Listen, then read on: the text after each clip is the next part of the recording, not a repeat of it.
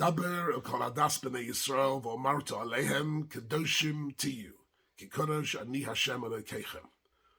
On the face of it, this pasuk is clearly saying something very fascinating and something very beautiful, but it's not entirely clear what we're being asked to do. The phrase of the kedoshim tiyu appears to be an imperative, it appears to be instructions for us to become holy. And yet holiness is something that we tend to associate with unique individuals, with Chasidei Elyon, with people who are living, so to speak, on a different planet. They're holy men and holy women who have chosen a different route completely. And yet this is exactly not what is being said here in this pasuk. The pasuk here, it says, Daber el kol adas b'nei Yisrael. And Rashi says this was Bahakel. All men and women had to hear this, because it applies to every single one of us, every man, every woman of Klal Yisrael. Kedoshim tiyu. That Kedusha is a quality, hard to define exactly what it is, but it's a quality which is accessible to every single member of Klal Yisrael. And this is a follow-up, really, from what was said at Har Sinai, V'atem tiyu li mamleches kohanim v'goy kodesh, that the Kedusha of Klal Yisrael permeates the entire nation, and is not just the monopoly, if you like, of the select few people who dedicate themselves exclusively to Kedusha. But Kedusha is a quality of life which is available to us all. And I'd like to have a closer look at this a little bit and understand what really the Torah is telling us here at a deeper level. The first thing classically to understand here is the Ramban, who has one of his most famous pieces here at the beginning of Kedoshim, which is required reading for everybody. And he says the Kedoshim Tiyu is really what one might call not really a halacha in and of itself. It's a meta-halachic principle, that over and above all the halachas that you'll find, the do's and don'ts of Judaism that you'll find in the Shulchan Aruch, over and above that, there is something else. And that is not to overindulge in the material world. We all are tempted at certain stages of our life, if one has the resources, or one is faced with the possibility of buying something bigger, larger, more beautiful, engaging in more ever-increasing, wonderful physical pleasures. And the Ramban says, Kedoshim tiyu. So for him, Kedoshim tiyu is a principle, a moral principle of self-restriction. Don't go for everything that you can go for. Don't indulge in everything that you could indulge in. You could be eating glatt kosher meat and 5-star kosher wine, and you could be eating and drinking 24/7 and not violate, with all the right brachas and all the right food, and not violate any technical halachos at all. Says the Ramban, yes, you'd be in breach of the principle of Kedoshim tiyu. The Kedoshim tiyu actually is appealing not really so much to your sense of duty to fulfill the halacha, but appealing to an inner spiritual voice which tells you, this is it, I don't need more than this, I'm not going to indulge in ever greater physical pleasures, I'm going to be mistapek b'mu'at, as Chazal say. I'm going to be happy with lesser pleasures in order that I'm not distracted by the physical, materialistic aspect of this world.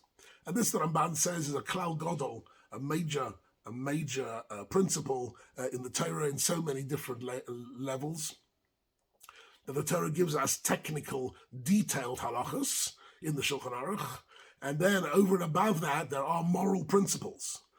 Moral principles such as V'sisa hayoshar v'hatoiv, he mentions. The Torah forbids lying and cheating and stealing and damaging other people's goods.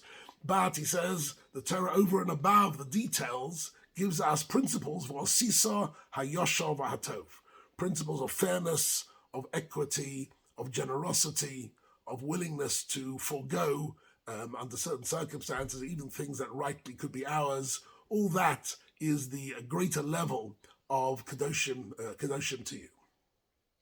So here we have the Ramban's understanding that having learnt all the halachas in Shmini Tazriya Matzera Achremos of kashrus, for example. Having learned all the halachos of kashrus, we now have our freezer stocked full of kosher meat and kosher wine and kosher food, and then you might think that we are now allowed to indulge endlessly.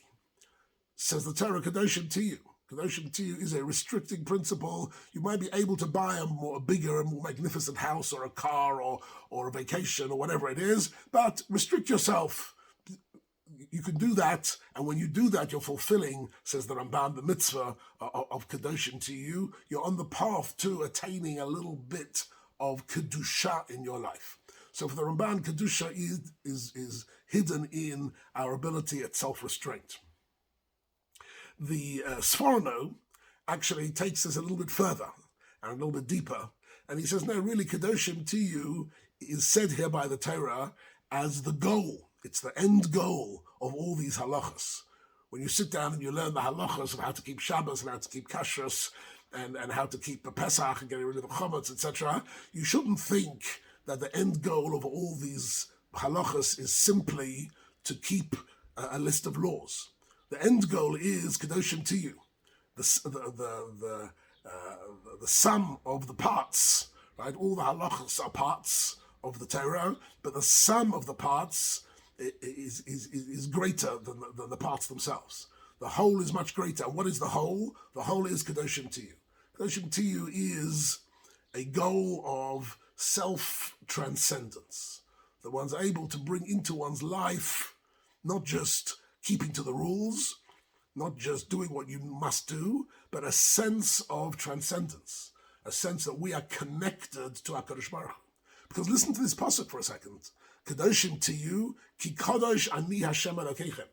The Torah gives us a word ki. Ki means because, offering us a rationale. Why should we aspire to self-transcendence? Why should we aspire to bring a sanctity into our lives and to transcend our lives in that way? The answer is because HaKadosh Baruch Hu is himself in the Ein Sof. God himself is infinite and beyond the physical world completely. Kadosh, Kadosh, Kadosh, Hashem Tzavokos. And HaKadosh Baruch Hu is clearly, totally beyond any physical language, any physical dimensions, any physical understanding. But at the same time, he's Melo Chol Haaretz Kavodei. He's involved in the physical world totally.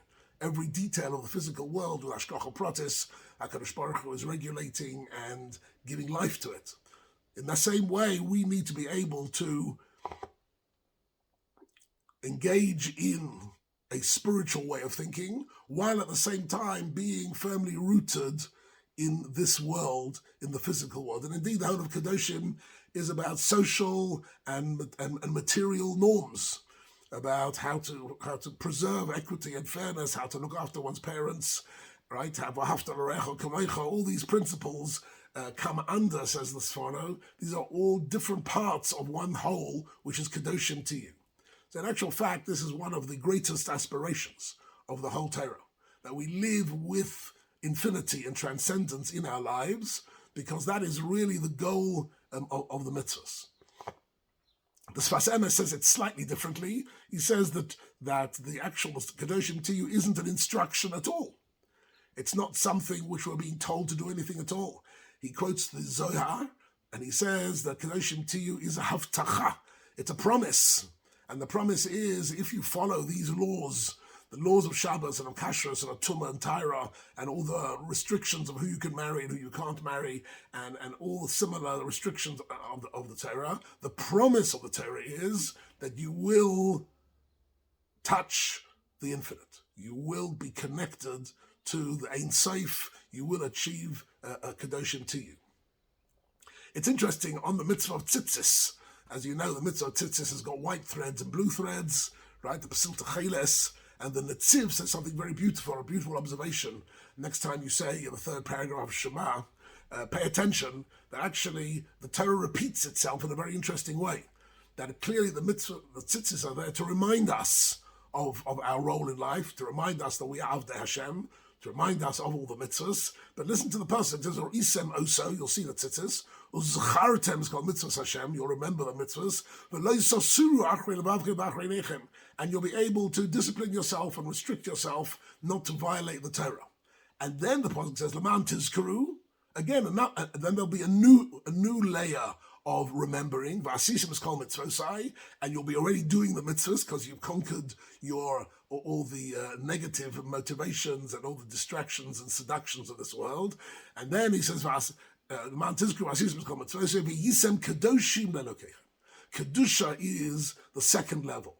The first level is looking at the halachas of the Torah and committing oneself to living a life within those halachas. And then the second level, he says, is the V'yisem Kedoshim is really a consequence. It's not a separate mitzvah. The consequence of keeping all those mitzvahs is that we can connect to the infinite, connect to HaKadosh Baruch Hu, even under very difficult circumstances. He goes on to say, the Netziv, that's the meaning of the white threads and the blue threads. The white threads of the tzitzis relate to the mitzvahs themselves and our discipline and our ability to keep that, to lead a halachic life. But then the blue thread is the color of the Shekhinah, so to speak. The color of the Torah, which represents the Ein Sof, which represents the infinite. And indeed, the closest thing we have that we can see in this world, which looks like it's infinite. Of course, nothing in this world is infinite, but the illusion of infinity is when we look out on the sea and we see that it extends forever, or we look at the sky and it appears to extend forever. So it's the blueness of the sea and the blueness of the sky which appear to be infinite to us, right? That is our taste of the Ein Sof, which comes through Kiyum HaMitzvahs. And that says the Sforno, the Sfas Emes, this is the promise of the Torah Kedoshim to you. I'd just like to end with one very remarkable example of a talk I gave this week, because this week in Israel was the Holocaust Remembrance Day, the Yom HaShoah, and I wanted to give a talk about somebody who was a remarkable spiritual leader through the most horrific and unimaginable sufferings that the world has ever seen. And this was Rabbi Yekusiel Yehuda Halberstam, Zecher Tzadik V'Kodesh Livracha, known as the Kloisenberger Rebbe. And I gave a talk about him, and it's remarkable to see how he managed to bring Kedusha into his life and the life of all his followers, even in the most horrific circumstances. He was about 40 years old when the Nazis marched into Hungary in 1944. And he had a family, a wife and 11 children, and they were separated in the transport to Auschwitz, and they were all killed. He lost absolutely everything, in addition to which he lost most of his followers. The whole Klosenberg Tzanz community in the town of Klosenberg was massacred. But he managed, day in, day out, round the clock, to be a one-man inspiration for thousands of people, to keep them focused on their spiritual identity, keep them focused on their belief in HaKadosh Baruch Hu, their belief in Geula, and he helped people to a most extraordinary degree. Sort of a one-man spiritual recharging force, that anyone who spoke to him felt that they'd been spiritually revived. And even more so at the end of the war, after the liberation, and in the DP camps, 45, 46, he was a one-man leader in some of these DP camps, establishing immediately, getting resources to get hold of Sidurim and Chumoshim and Tefillin and Talesim, establishing schools, yeshivas for the boys, seminaries for the girls, that in the DP camps they should already be able to lead a full Jewish life. And he was able to give them that leadership at that time. And then later on, of course, he came to Kiryat Tzanz in Netanya and built an amazing community there. And the Laniada Hospital, he promised himself in the Holocaust that if he ever gets out of this alive, he will build a hospital to care for people who are in need.